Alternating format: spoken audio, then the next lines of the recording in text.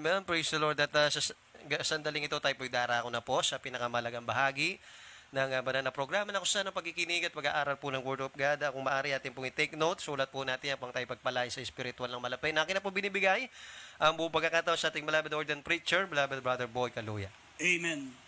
Purin pong ating pinakamamala Panginoon. God bless you sa ating beloved MC, beloved Paulo Bondok. Ang pinakamataas na pagsamba, pinakamataas na pagpupuri, pagluwalhati, pagdakila ay para sa ating dakilang Diyos na ating pinaglilingkuran, para sa ating pinakamamahal na Panginoong Jesucristo.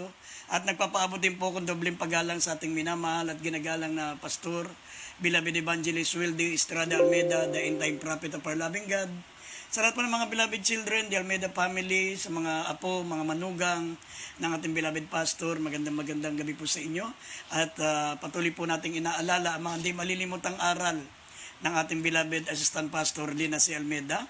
At gayon din sa lahat ng ating mga webcast viewers, Luzon, Visayas, Mindanao, sa mga kapatid natin sa ibayong dagat, mga kapatid natin sa iba't ibang panig ng mundo na naroroon at sumusubaybay po at nanonood sa ating pong banal na gawain. Purin pong ating malapang minamahal tayo po, kindly manalangin muna tayo para minsan pa tayo po pagpalain, maunawaan natin ang mga banal na salita ng ating mahal na Panginoon. Manalangin po tayo. Opo, dakilat pagpala po naming Ama Diyos na makapangyarihan sa lahat. Dakilang Diyos, minsan pa kami humingi ng kapatawaran sa aming mga pagkukulang, sa lahat ng aming mga kamalian, malapanan sa aming mga pagsalangsang, patawarin mo po kami, linisin mo po ang aming mga puso, dalisayin mo po malapang noon, gawin mo kaming karapat dapat magdala ng banal at sagradong salita. Kayo maglagay ng mga salita mo sa aking bibig, maging pagpapala sa lahat ng mga nakikinig at bigyan mo ng pananampalataya, dakilang Diyos, ang lahat ng aming mga webcast viewers, lalo na po ang mga may pangangailangan, may taglay na karamdaman, abutin mo po sila, kabagan mo po sila, mahal na Panginoon, at aming sinasaway lahat ng gawa ng kalaban, demons of unbelief and doubts, demons of hindrances, we bind the power of darkness in Jesus' name. Amen and amen. Purin po ang ating pinakamamahal pa namin na malakain libuksan natin ating pambungad na talata. 2 Timothy chapter 2 verse 3 up to 7. Dito po sa aklat sa ikalawang kay Timoteo, kapitulo 2, versikulo 3 hanggang 7. Makipagtiis ka sa akin ng mga kahirapan na gaya ng mabuting kawal ni Kristo Jesus. Sino mang kawal na nasa pagkakawal ay hindi nahahubilo sa mga bagay ng buhay na ito upang siya kalugdan niyaong nagtala sa pagkakawal. At kung ang sino man ay makipaglaban naman sa mga laro, ay hindi pinuputungan maliban na kung makipaglabang matuwid. Ang magsasaka na nagpapagal ay siyang kailangang unang makabahagi sa mga bunga. Isipin mo ang sinasabi ko, sapagkat bibigyan ka ng Panginoon ng pagkaunawa sa lahat ng mga bagay. Amen. Purin pong ating pinakamamahal na Panginoon. Maminamahal ang ating pong paksa ay pamamagatan po nating The Three Pictures of a Christian Life. Ang tatlong muka, mga minamahal ng buhay Kristiyano. Maminamahal, tandaan po natin hindi po madali ang pagiging Kristiyano. Dahil ang nakasalalay po rito ay buhay na walang hanggan. Ang nakasalalay po dito, maminamahal, ay ang langit. At sa langit, maminamahal, tandaan po natin, doon ay wala ng kahirapan, wala ng karamdaman, wala ng problema, wala ng pagsubok, at magbubuhay hari po tayo doon. Doon ay punong-puno, maminamahal, ng kagalakan sa piling ng Diyos. Amen. Kaya nga, maminamahal, hindi madaling maging Kristiyano. Hindi basta-basta ibibigay ng malapang na ng langit hanggat hindi niya napapatunayan na karapat-dapat ka. Yung ang mga tinatawag na reality show. May mga house and lot lang na gantimpala plus 2 million. Katakot-takot na task, katakot-takot na pagsubok ang dinadanas nila. How much more yung langit, mga minamahal? Kaya dito po, sabi ng banal na kasulatan, makikita nyo po, mga minamahal, yung larawan ng isang buhay ng Kristiyano. Dito po sa mga talatang nabasa po natin, sinabi rito, unang nakita po natin dito yung pagiging sundalo, pagiging atleta, at pagiging magsasaka, yung farmers. At dito po, maminamahal, makikita nyo po, sinabi ng banal na kasulatan, Ito po yung mga titiisin natin bilang mga tunay na mananampalataya bago natin marating ang langit, bago natin mga minamahal kamtin ang buhay na walang hanggan. Kaya nga sabi ng Acts chapter 14, verse 22, mga minamahal, kung mababasa po natin, sinabi po rito, mga minamahal, kinakailangan natin magsipasok sa kaharian ng Diyos sa pamagitan ng kapigatian. Kinakailangan talagang medanasin po tayong hirap sapagkat hindi po talaga basta ibibigay ng malapang na ng langit hanggat hindi niya napapatunayan na karapat dapat tayo at tayo po ay talagang umiibig sa ating pinakamamahal na Panginoon.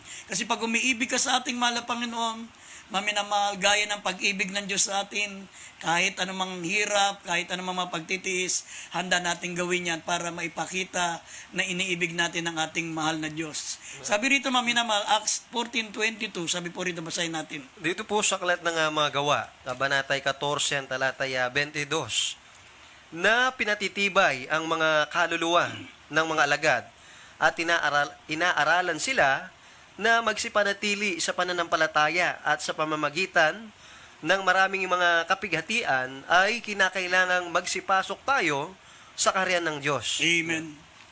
Sa pamagitan ng kapigatian, sa pamagitan ng maraming kapigatian, ay kinakailangan magsipasok tayo sa kaharian ng Diyos.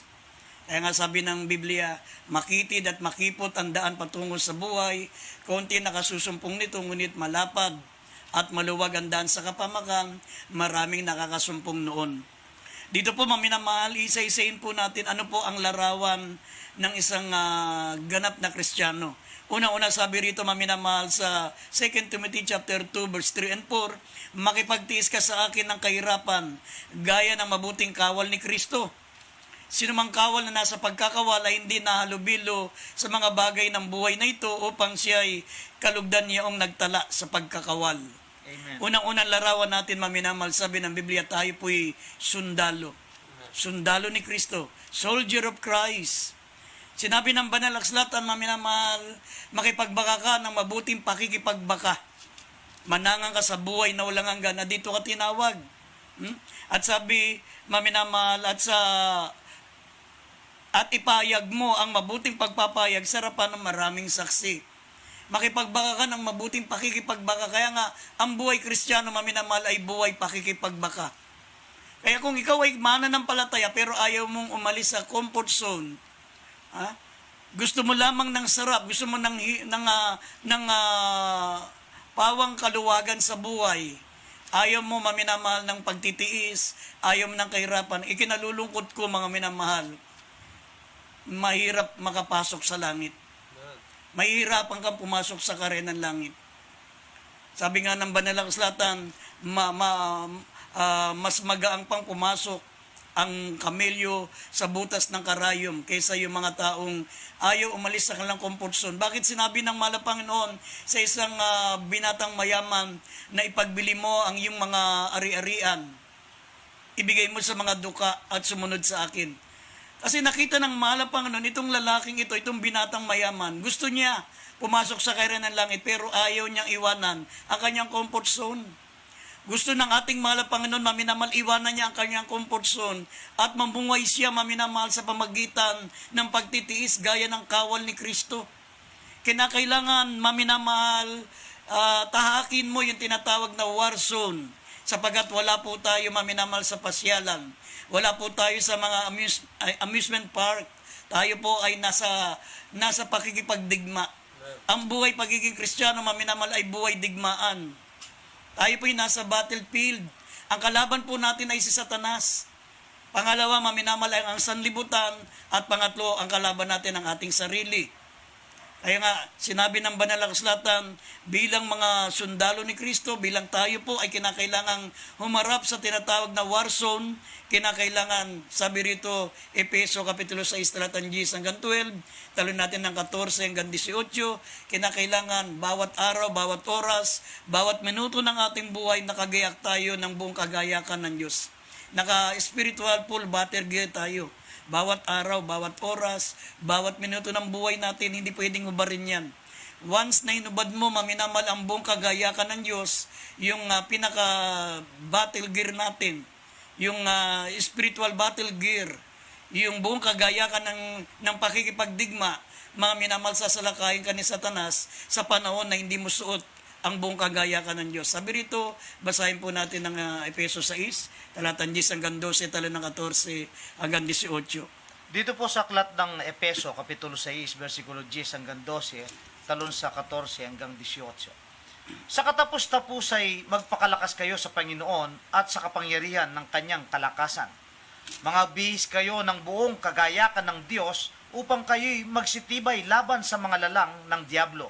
Sapagkat ang ating pakikibaka ay hindi laban sa laman at dugo, kundi laban sa mga pamunuan, laban sa mga kapangyarihan, laban sa mga namamahala ng kadilimang ito sa sanglibutan, laban sa mga ukol sa espiritu ng kasamaan sa mga dakong kaitaasan. 14.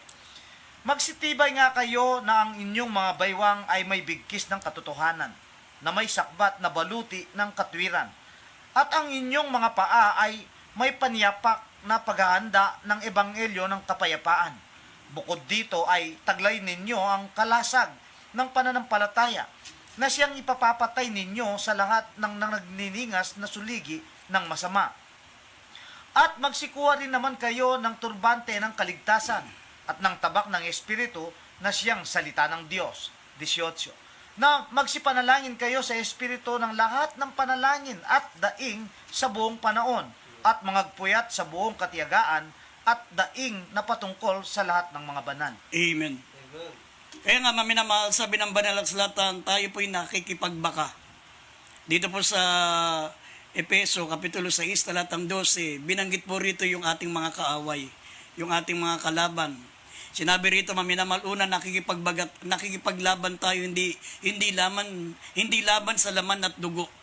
Hindi tao ang kalaban natin, maminamahal, wala siyang laman, wala siyang dugo, kundi sabi laban sa pamunuan, laban sa kapangyarihan, laban sa mga namamahala ng kadilimang ito, yan po si Satanas. At sabi pa po, ito, kadilimang ito ng sanlibutan. Pati ang sanlibutan kalaban natin. Unang-una, laban sa mga namamahala ng kadilimang ito, si Satanas. At laban sa sanlibutan. At ang sabi pa po, laban sa ukol sa espiritu ng kasamaan sa dakong kaitaasan. Pangatlo, ito pong ukol sa espiritu, yung kalaban ng espiritu natin, yung ating laman. Kaya nga, kalaban natin ang ating pakikipagbaka, sinabi ng Biblia, maminamahal, ay unang-una laban kay Satanas. Pangalawa ay laban sa sanlibutan. Pangatlo, laban po sa ating laman. Laban sa ating sarili. Ang pinaka mahigpit nating kalaban diyan, yung ating sarili. Ay yung ating pita ng laman. Mga minamahal, sinabi ng Biblia, ang ating espiritu at ang ating laman ay magkalaban. Naglalaban po, maminamahal, kaya ngayong ating kaluluwa, nasa pagitan siya ng laman at ng espiritu. Kapag sinunod niya si laman, maminamahal, ang ating kaluluwa ay magdurusa sa apoy ng impyerno. Pero kung sinunod ng ating kaluluwa, maminamahal, ang espiritu, maminamahal, tayo po'y magmamana ng buhay na walang hanggan sa piling ng Diyos. Kasi sinabi ng Biblia, maminamahal, magsigayak tayo. Sabi, magsigayak kayo, magsigayak tayo, magsitibay kayo na tayo po ay magsigayak ng tinatawag na full battle gear. Sabi ng talatang 13, dahil dito'y magsikuha kayo ng buong kagayakan ng Diyos upang kayo'y makatagal sa araw na masama na kung magawa ang lahat ng bagay, kayo ay titibay, kayo magsisitibay. Isuot natin, sabi, ang buong kagayakan ng tinatawag na full battle gear, spiritual full battle gear. Ang sabi, binanggit isa-isa, maminamahal, specific. Una-una, taglayin po natin, magsitibay kayo ng ating baywang ay may bigkis ng katotohanan. Ang ating pinaka-holster, maminamahal, yun tayo po ay lumalakad sa katotohanan. Tinuturo natin ang katotohanan, namumuhay po tayo sa katotohanan. Nang sabi, ang ating mga sakbat, yung ating pinaka-bulletproof, yung pinaka-breastplate natin, ito yung ating katwiran. Ingatan natin na tayo magkasala sa mahal na Panginoon, layuan natin lahat ng anyo ng kasamaan. Ito po ang pinaka-breastplate natin, mga minamahal, pinaka-bulletproof na nakalagay sa ating dibdib. At ang sabi ng talatang 15, ang inyong mga paa ay may panyapak ng paghahanda ng ebanghelyo ng kapayapaan. Ito naman yung ating combat shoes.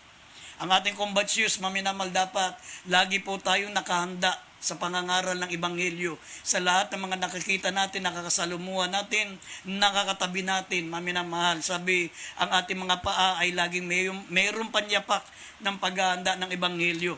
At ang sabi pa po ng talatang 16, taglayin natin ang kalasag ng pananampalataya. Yung ating pinakakalasag, maminamahal, yung shield, ay ang ating malaking pananampalataya sa Diyos. Ha? At ang sabi pa, ipapatay nyo, sabi na siyang ipapatay nyo sa lahat ng mga nagniningas na suligi ng masama. At ang magsikuhan naman kayo ng turbante, yung helmet. Kasi ang madalas, mga minamahal, dinadaya ni Satanas yung isip natin. Yung isip natin, kaya nga yung mga sundalo, mayroon silang mga tinatawag, mga minamahal na helmet na bulletproof. Pag tinamaan ng bala, hindi po tatagos dun yung bala. Napakatigas ng tinatawag na helmet na yun. Ang helmet na tinutukoy dito, mga minamahal, ito po yung helmet ng kaligtasan, turbante ng ating kaligtasan. Ibig sabihin, pangawakan nating matibay yung ating kaligtasan, huwag nating iwawala. Huwag nating pabayaan na manghina, manlupaypay tayo para mawala sa atin yung ating kaligtasan. At ang sabi, mga minamahal, yung helmet na yan, mga minamahal, ito po ang pinaka magiging turbante ng kaligtasan natin para hindi pumasok yung evil thoughts. Yung mga tinatawag, mga minamahal, na post-doctrine. Kasi ang talagang target ni Satanas, mga minamahal, ay yung ating mind. Kasi ang kanyang number one strategy ay yung deceiving. Dadayain niya tayo. Kaya nga mayroong isang pastor, mga minamahal, nung siya po ay nasa katotohanan pa, talagang wala pong makakapagdaya sa kanya patungkol po sa doktrina. Talagang napakagaling po nito, mga minamahal. Alam niya ang Biblia, alam niya kung paano ipagtatanggol ang katotohanan. Pero palibasa, hindi niya nabantayan, mga minamahal, yung kanyang mind. Hindi niya nabantayan, mga minamahal, hindi niya naisuot yung helmet of salvation. Nung siya po'y pinagpala, nung siya po'y yumaman, mga minamahal, na-deceive siya ng diablo. Nadaya ang kanyang isip, nadaya ang kanyang puso. Ngayon nagpapakilala na siya na siya raw si Kristo. Siya na ang appointed one, siya na ang may-ari ng mundo. Si Satanas ay tinalo niya na raw. Paano niya tatalunin si Satanas? Ay magka-holding hands sila. Amen. Magkakampi sila. Yun po, maminamahal. At ang sabi ng ating maging tabak ay ang Espiritu na siyang salita ng Diyos. Kahit pala magaling ka sa salita ng Diyos, maminamahal, kapag walang turbante ng kaligtasan, wala kang tinatawag na helmet. Yung pinangahawakan mo yung kaligtasan na salita ng Diyos, mga minamahal, pwede ka rin dayain ni Satanas. Sapagkat sa Biblia, mga minamahal, siya po yung naparito para mandaya. Amen. Kaya kung gusto natin magtagumpay, sabi ng Revelation, chapter 12, verse 11, mayroon pong 3 bagay na pwedeng tumalo kay Satanas. Sabi rito, unang-una, maminamahal, yung pong salita ng Diyos. Pangalawa, maminamahal, yung ating mga patutuo. At higit sa lahat, maminamahal, ang dugo ng ating mahal na Panginoong Jesucristo. Yan po ang tatalo sa mga kalaban, maminamahal, na laman, yung sanlibutan, at higit sa lahat si Satanas. Basahin po natin itong Revelation 12, verse 11. Dito po sa aklat ng Apokalipsis, Kabanatay 12, ang talatay 11.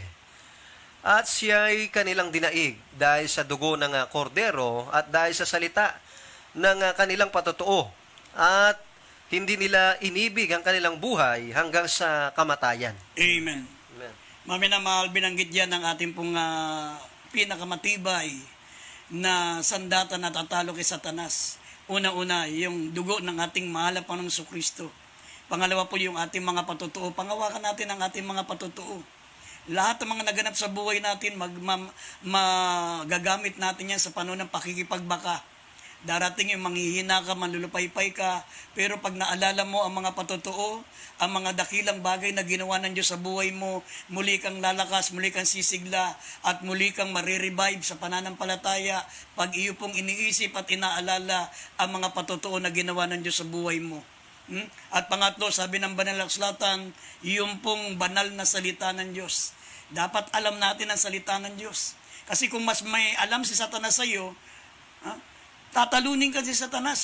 Si Satanas, kabisado ang Biblia. Alam niya ang banal na kasulatan. Yung mga nagtuturo nga na si Kristo tao lang eh. Mga ayenti ni Satanas yan. Kabisado ang Biblia kahit nakapikit.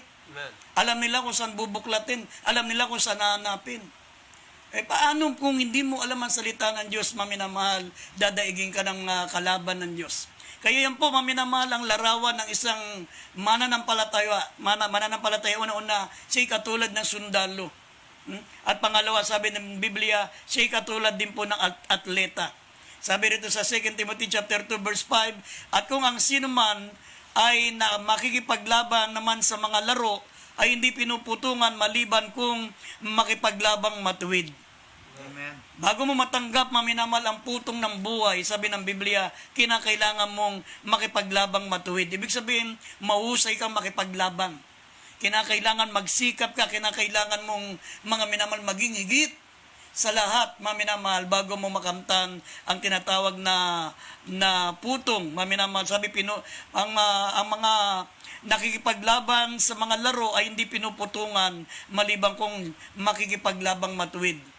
Kaya sabi rito sa 1 Corinthians chapter 9, mababasa po natin dito, sabi na nga 9 verse 24 hanggang 27, sinabi po rito, maminamahal, bilang mga tayo po ay katulad din ng atleta. Katulad ng isang tao na sumasali sa takbuhan, kinakailangan, maminamal, ito po ang maging karakter po natin, itong taglayin po natin ito, 1 Corinthians 9:24 up to 27, basahin po natin mga talata. Dito po sa aklat ng unang mga taga-Korinto, Kapitulo 9, versikulo 24 hanggang 27. Hindi ba ninyo nalalaman na ang mga nagsisitakbo sa takbuhan ay tumatakbong lahat? Ngunit iisa lamang ang tumatanggap ng gantimpala. Magsitakbo kayo ng gayon upang magsitamo kayo. At ang bawat tao na nakikipaglaban sa mga palaruan ay mapagpigil sa lahat ng mga bagay. Ginagawa nga nila ito upang magsipagtamo ng isang putong na may kasiraan. Ngunit tayo'y nyaong walang pagkasira. Ako nga'y tumatakbo sa ganitong paraan na hindi gaya ng nagsasapalaran. Sa ganito rin ako'y sumusuntok na hindi gaya ng sumusuntok sa hangin. Ngunit inahampas ko ang aking katawan at aking sinusupil ang sakaling sa anumang paraan sa pagkapangaral ko sa iba ay ako rin ay matakwil. Amen. Yan po, maminamahal, ang pangaluan dapat po natin taglayin. Sabi ng Biblia, tayo po, maminamahal, ay katulad ng atleta. Katulad po tayo ng kasali sa takbuhan. Sa takbuhan, maminamahal, kinakailangan nila yung tinatawag na self-discipline. Sabi, mapagpigil sa lahat ng bagay. Ginagawa nga nila ito upang magsipagtamo ng isang putong may pagkasira, ngunit tayo niya yung walang pagkasira. Amen. Ang isang atleta, maminamahal, lalo na po ang mga boksingero, ang mga marathon, sa marathon, maging sa basketball, anuman larangan yan, mga minamahal, kinakailangan nila ng disiplina. Hindi pwede, maminamahal, na magumon sila sa iba't ibang bisyo. Hindi pwede, maminamahal, na sila po ay nagpupuya. Hindi pwede, maminamahal, na abusuin nila ang kanilang katawan. Kinakailangan magkaroon sila ng self-discipline. Kaya sabi ni Apostol Pablo, sinusupil ko ang aking sarili, baka sa pagkapangaral ko sa iba, ako din naman ang matakwil. Amen.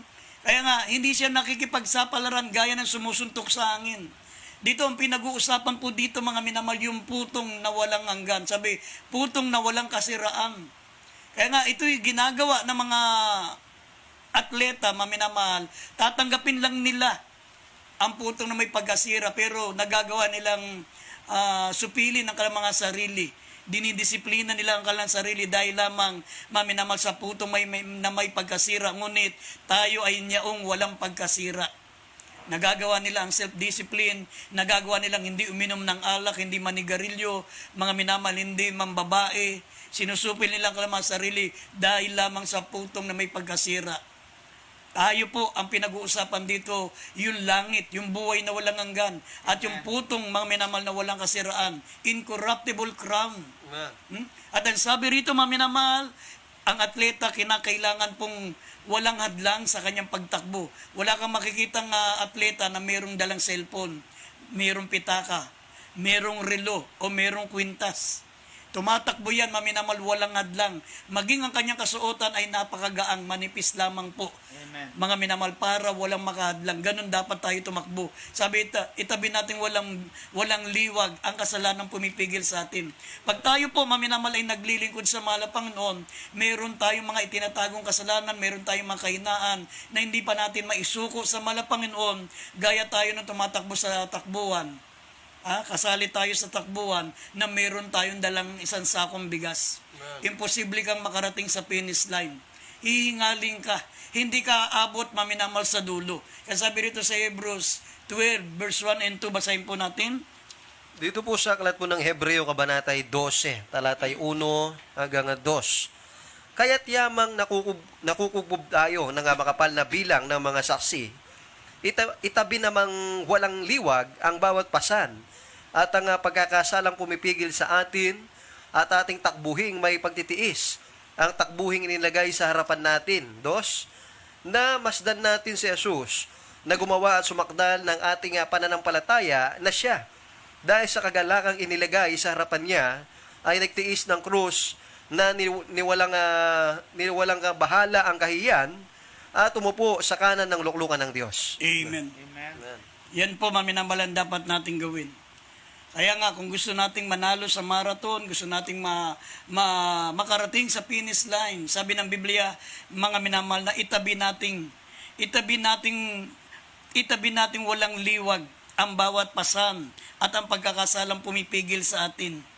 I-set aside natin, sabi, let us lay aside every weight. Ating itabi, maminamal, ating pong alisin lahat ng mga kasalanang pumipigil sa atin upang hindi natin, maminamahal, maabot ang gantimpala sa kalangitan. Lahat ng ating mga kasalanan, kinakailangang isuko mo yan. Mahirap tumakbo na meron kang mabigat na pasan. Itabi natin yan sapagkat sabi po rito na tayo'y nakukubkob ng hindi mabilang na saksi. Tayo po'y napapaligiran ng napakaraming witness. Sabi, kaya nga't nakukubkob tayo ng hindi mabilang na bilang na saksi. Akala natin, maminamahal, sa ating paglilingkod sa Diyos, walang nakakakita sa atin. Pero alam nyo, maminamahal, kung bubuksan lang ng mahal na Panginoon ang ating mga spiritual na paningin, yung tinatawag na spiritual eye. Sa iyong kanan, naroon lahat ang mga hindi mabilang na saksi ng mga anghel ng Diyos. At sa iyong kaliwa, maminamahal, nandun ang hindi mabilang na saksi, maminamahal, na mga kampon ng kadiliman. Nandun sila, pinanonood ka. Habang ikaw po, maminamahal, ay naglilingkod sa Diyos, ngunit hindi mo mabitawan, maminamahal, yung pasan na yan, yung kasalanan na yan, yung kahinaan na yan. Hindi mo maisuko ang iyong bisyo. Hindi mo maisuko, maminamahal, anuman, mga minamahal, ang mga kasalanang itinatago mo habang naglilingkod ka sa Diyos. Mga minamahal, nagdiriwang ang kampo ni Satanas. Ang mga demonyo sa iyong kaliwa, nagdiriwang sila. Akala mo walang nakakakita sa iyo. Pero sabi ng Biblia, nakukubgob tayo ng hindi mabilang na sasaksi. Yan po yung mga anghel, maminamahal, at yung mga kampo ni Satanas. Nakatingin sila sa iyo. Habang gumagawa ka ng mga bagay na hindi ka lugod-lugod sa Diyos, nagdiriwang ang hindi mabilang na saksi na kampon ng kadiliman. Pero kung isinuko mo ang buhay mo sa malapang, natanggihan mo ang kasalanan, napagtagumpayan mo lahat ng tukso na ginagawa ni Satanas, maminamahal, nagdiriwang naman ang mga anghel ng Diyos. Amen. Sila'y nagkakasiyahan. Ang nakukubkub tayo ng di mabilang na saksi, tandaan niyo po yan. Kaya wag nating isipin, maminamahal, na walang nakakakita sa atin. Sabi ng Hebrews chapter 4, verse 13, sabi ng Biblia, lahat ay hayag sa ating mahal na Panginoon. Amen. Huwag nating isipin na para tayong kangaroo. Yung baby kangaroo, pag nasa loob ng tiyan ng nanay niya, akala niya walang nakatingin sa kanya. Pero hindi niya alam, lahat ng nasa zoo, kitang-kita siya doon sa loob ng bulsa ng nanay niya. Amen. Basahin natin, maminamahal, itong Hebrews chapter 4, verse 13. Dito po sa aklat sa mga Hebreo, Kapitulo 4, versikulo 13. At walang anumang nilalang na hindi nahahayag sa kanyang paningin, kundi ang lahat ng mga bagay ay ubad at ayag sa harapan ng mga mata niya ang ating pagsusulitan. Amen. Sabi, walang anumang nilalang na hindi nahayag sa kanyang paningin. Ngunit lahat ng bagay ay ubad at hayag sa harapan ng mata niya ang ating pagsusulitan. Amen. Kaya kinakailangan maging transparent po tayo. Sabi ng Biblia, itabi nating walang liwag ang kasalanang pumipigil sa atin. Bakit mga minamahal tayo po ay pabalik-balik? Bakit hindi po tayo makapagpatuloy-tuloy sa paglilingkod sa Diyos? Kasi ayaw nating i-set aside yung kasalanang pumipigil sa atin. Pag ikaw nasa takbuhan, mayroon kang mabigat na dala, mahirap kang manalo. Mahirap kang manalo. Dapat, kung gusto mong manalo, sabi ng Biblia, dapat nakapokus ka sa finish line. Sabi ng Biblia, look unto Jesus. Ang finish line natin dito, ang ating mahal na Panginoon Kristo. Kaya tumingin ka sa mahal na Panginoon. Huwag kang lilingon sa kaliwa, huwag kang lilingon sa kanan, huwag kang lilingon sa likod, napakalayo na narating mo. Abot tanaw na lamang po, maminamal ang langit. Amen. Nakikita na natin, maminamal ang gantimpala, lalo na ngayon, mga minamahal na malapit nang bumalik ang mahal na Panginoon. Sabi ng James chapter 1 verse 12, sabi rito, maminamahal tayo po, ay may naghihintay pag napagtagumpayan natin lahat ng tukso. Ito po yung putong, maminamahal putong ng buhay. Sabi rito, basahin po natin James 1:12. Dito sa Santiago, Kabanatay 1, talatay 12, mapalad ang taong nagtitiis ng tukso, sapagkat pagkasubok sa kanya, siya tatanggap ng putong ng buhay na ipinangako ng Panginoon sa mga nagsisiibig sa kanya. Amen. Amen. Yan po, maminamahal. Kaya nga, magtiis po tayo. Sabi ng Banal na Kasulatan, bilang katulad ng isang atleta. At ang pangatlong larawan ng Kristiyano ay katulad siya ng magsasaka. Sabi ng 2 Timothy, nabasa po natin maminamahal yung kanil sa ating mga pambungad na talata. Sabi ng 2 Timothy chapter 2 verse 6, sabi ang magsasaka na nagpapagal ay siyang kinakailangang unang makabahagi sa mga bunga.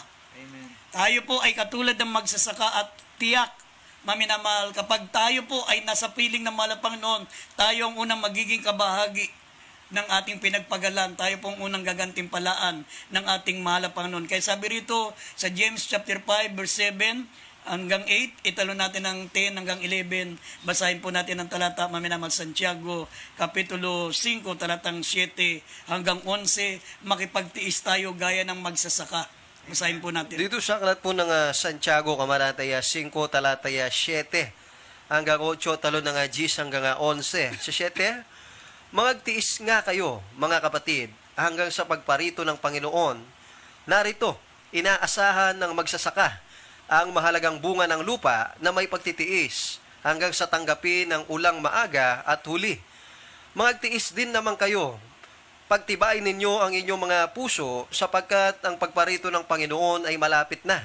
Talo ng 10 hanggang 11, kunan ninyong halimbawa ng pagbabata at pagtitiis, mga kapatid, ang mga propeta na nagsipagsalita sa pangalan ng Panginoon. Narito, tinatawag nating mapapalad ang nangagtitiis.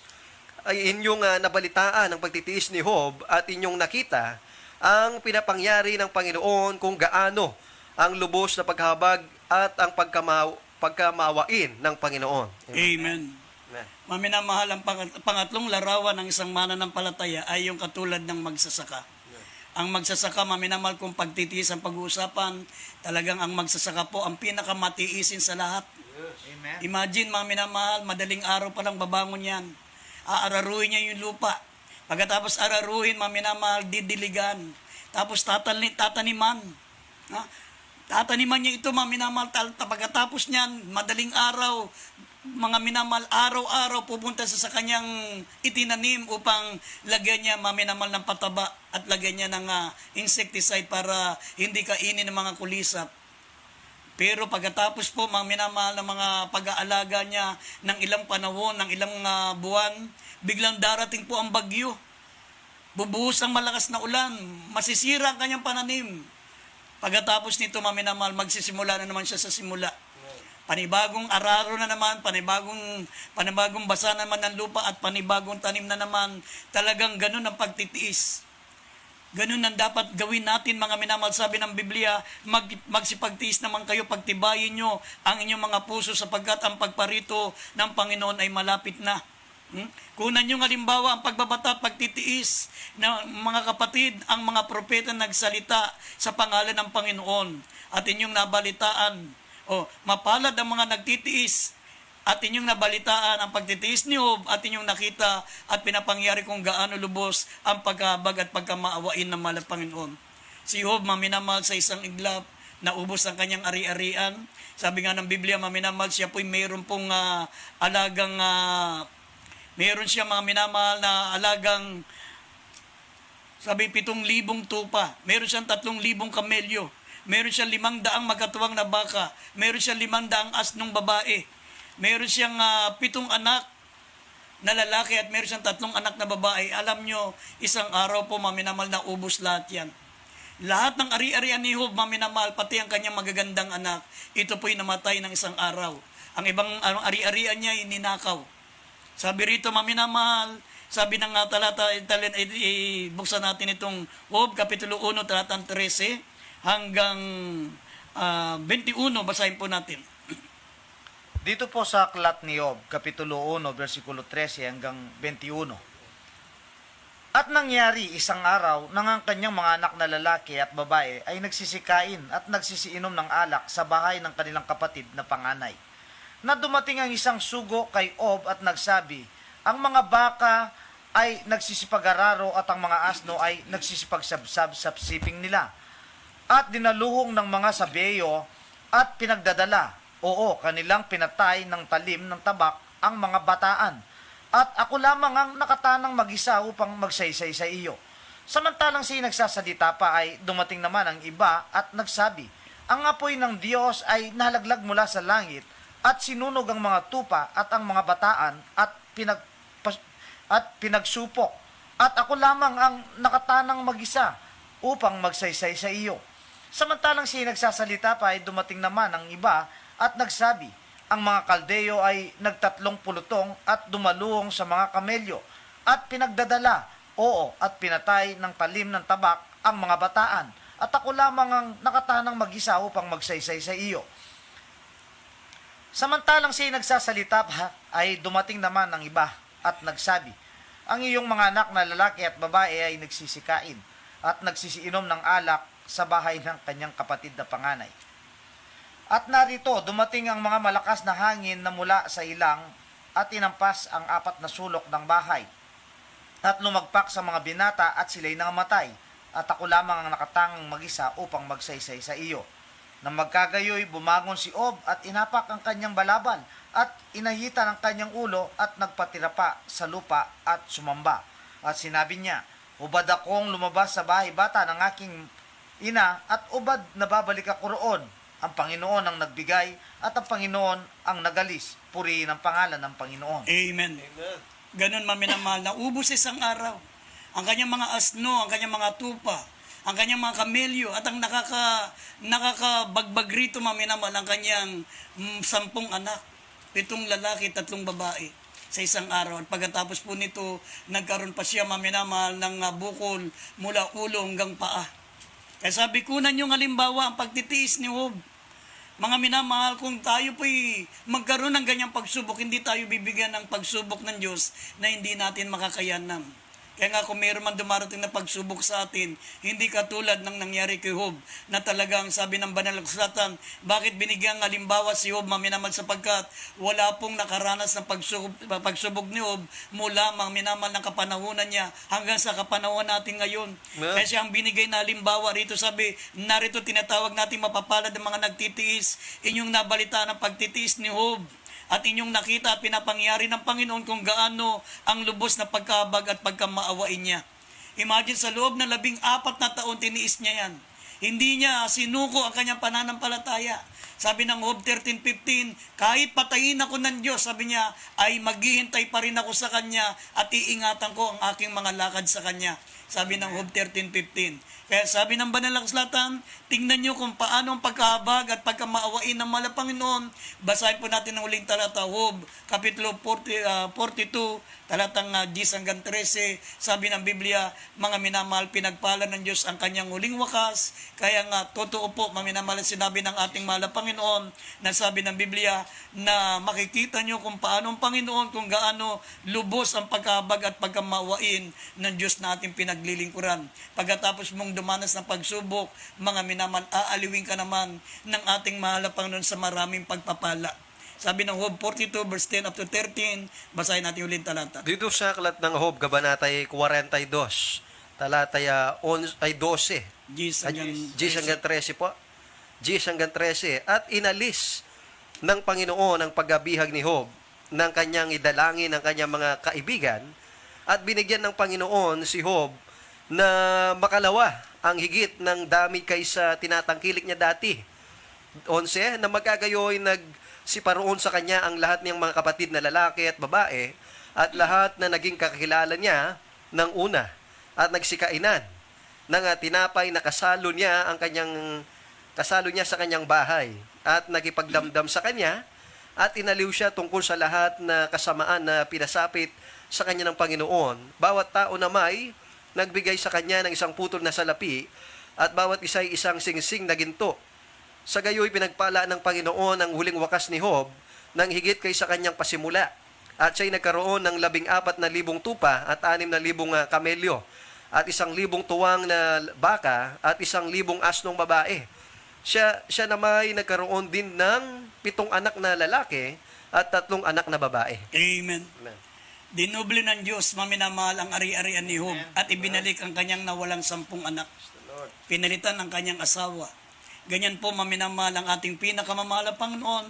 Katandaan po natin na sabi ng Biblia, narito, tinatawag natin mapapalad ang mga nagtitiis. Inyong nabalita ng pagtitiis ni Job at inyong nakita at pinapangyari ng Panginoon kung gaano ang lubos na pagkahabag at pagkamawain ng ating mahal na Panginoon. Bilang mga mananampalataya, maminamahal, makipagtiis tayo bilang sundalo, bilang atleta at bilang magsasaka. Sabi ng Lucas 21 verse 19, sa pamamagitan ng inyong pagtitiis ay may pagpupunyagi nyo ang inyong mga kaluluwa. Amen. Yan po, maminamahal. Kaya sa gabing ito, habang tayo po, maminamahal, ay nagsisisi, habang napapakinggan natin ang awiting I Give You Jesus, buksan niyo po yung mga puso, tanggapin yung ating mahal na Panginoon. Mga minamahal, sumunod po kayo sa panalangin, banggitin niyo po mga katagang ito. Sabihin niyo po, dakilang Ama sa langit, Diyos na makapangyarihan sa lahat. Ako po isang makasalanan.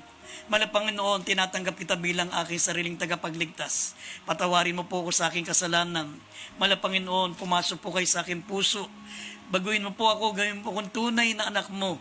At higit sa lahat, Malapanginoon, iligtas mo po ako sampun ng aking mamahal sa buhay. Sa pangalan ni Jesus, in Jesus' name. Amen and amen. Opo, dakilat papagpala po naming Ama Diyos na makapangyarihan sa lahat. Dalangin po namin, O Diyos, ang aming mga minamahal na kapatid na ito. Abutin mo po sila, malapang ng dakilang kapangyarihan. Malapangin ng pagpalain mo po sila, Malapanginoon. Bigyan mo ng kalutasan ng mga problema. Bigyan mo sila ng pagkakataon na makapaglingkod sa iyo hanggang sa pagbabalik mo. Pangawakan mo po sila, O Diyos, sa makapangyarihan pangalan ni Jesus. In Jesus' name, amen and amen. Mga minamahal, bilang point of contact, ipatong niyo po yung mga kamay sa inyong mga gadget, sa inyong tablet o sa inyong computer. O hawakan niyo po yung cellphone kung cellphone po ang inyong pinakikinggan. Bilang point of contact, sama-sama po tayong manalangin para sa inyong mga pre-request, sa inyong mga spoken request. Sama-sama tayong dumalangin sa pangunang panalangin po ng ating beloved pastor, beloved evangelist, Wildy Estrada Almeida. Manalangin po tayo mga minamahal ko. Opo, dakilat papagpala po naming Ama Diyos na makapangyarihan sa lahat. Malapanon sama-sama po namin idinudulog sa iyo ang aming mga minamahal, mga kapatid sa iyo. Malapanon patawarin mo po sila. Hipuin mo sila, bigyan mo ng kompletong kagalingan, ng kamataglay na karamdaman. Dalangin po namin ang aming beloved sister Marilyn Derilo, Malapanginoon. Sa oras na ito, sumasakit po ang kanyang tiyan, Malapanginoon. Hapulusin mo po ng iyong dakilang pagmamahal, Malapanginoon, ang beloved sister Marilyn Derilo. Bigyan mo siya ng kompletong kagalingan. Alisin mo pananakit ng kanyang tiyan, Malapanginoon. Gayun din idinadalangin namin si Janet Bose, Malapanginoon. Ang kanyang breast cancer, Malapanginoon. Bigyan mo siya ng kompletong kagalingan. Hipuin mo po siya. Ang karamdamang ito'y maging daan upang makakilala sa iyo. Malapang ang beloved Janet Bose, Malapanginoon. Gayun din ang aming beloved Brother Bongbyong, ang kanyang complete recovery. Bigyan mo ng katuparan, dakilan Diyos. Si Octavia Hison, malapang makatayo, Malapanginoon. Hindi makatayo at nananakit ang kanyang balakang, Malapanginoon. Bigyan mo siya ng kompletong kagalingan, O Diyos. Gayun din si Renalda Locando, Malapanginoon. Marilis na po ang kanyang visa, malapang na walang hadlang, O Diyos. At gayon din si Rogin Sanchez Jr., Malapanginoon. Ang kanyang pabalik-balik na ubo, pagalingin mo po, Malapanginoon. Si Jules Henrich, Malapanginoon, dalangin po namin ang kanyang karamdaman, sipon, malapang na kanyang lagnat, Malapanginoon. at ang si Sister Ruby Casyong, Sister Yumi, Malapanginoon, may lagnat, may ubo at may sipon, pagalingin mo po sila, dakilang Diyos, kahabagan mo po sila, ipuin mo po sila, Malapanginoon. Gayon din si Lana Salvacion, Malapanginoon, may sakit sa puso at siya po yung diabetic, Malapanginoon. Bigyan mo sila ng kompletong kagalingan, ipuin mo po sila, Malapanginoon. Gayon din si Sinyon Choi, dalangin po namin ang kanyang lagnat at skin disease, sakit sa lalamunan, Malapanginoon, bigyan mo ng kompletong kagalingan. Si Beverlyn Berebeka, Malapanginoon, dalangin po namin, Malapanginoon, maging maayos ang kanyang medical sa USA, Malapanginoon. Si Ruben Acuña, hirap siyang huminga, Malapanginoon, bigyan mo ng kompletong kagalingan. Ganyan si Cesar Edilon, Malapanginoon, ang kanyang kubo, ang kanyang sipon at mahina ang baga, Malapanginoon, bigyan mo ng kompletong kagalingan, kalunasan ng kalamat sakit at karamdaman. Sinasaway namin lahat ng uri ng sakit at karamdaman, demons of infirmities and diseases, demons of cancer, leukemia, diabetes, asthma, sakit sa puso, high blood, lahat ng uri ng sakit at karamdaman, pinalalayas namin sa makapangyarihang pangalan ni Jesus. Be healed in the name of Jesus. Be healed right now in Jesus' name. Be healed in Jesus' name. In the name of Jesus, be healed. Vices begun, problem be solved in Jesus' name. Amen and amen. Purihin po ang ating mahalapang na maminamahal. Tanggapin niyo po ang kagalingan ng inyong mga taglay na karamdaman. We love you so much, but there's Jesus loves you more. Ibinibigay ko po ang buong pagkakataon sa ating beloved MC, beloved Brother Paulo Bundok. Amen. Praise the Lord. God bless you po sa ating beloved ordained preacher, beloved Brother Boy Kaluya, sa mensahe po ng kaligtasan na yan, na ating napag-aralan, napakinggan, at tayo pinagpala ng Malapanginoon sa mga banal na salita. Yan ay pagkain hindi man napapanis hanggang sa buhay na walang hanggan. Pakawakan natin yan. At muli po sa pangalan po ng aming minamahal ginagalang Pastor Evangelist Will Dalmeda, kami pasamantala nagpapaalam sa gabing ito. Magkita-kita pa rin tayo sa araw ng bukas, 9 p.m. to 10 p.m. pa rin po tayo. At ating nakasama, nakapiling ating pong beloved mga ngaral, ating beloved ordained preacher, beloved Brother Boy Kaluya, sa ating beloved Brother Lito Payumo, nakasama natin sa gabing ito, at sa ating online technical side, ating beloved IT group, ating beloved Brother Gary Nabat, beloved Brother Adrian Cristal, beloved Brother Aldan Cristal, umantabay po sila sa ating webcast. At sa lahat po natin mga beloved live webcast viewer na patuloy na nanonood ang malalang programa ng Malapanginoong Jesus. Ang Diyos po magpala sa inyo. We love you in the Lord, but dearest Jesus loves you more. God bless you po, and good night.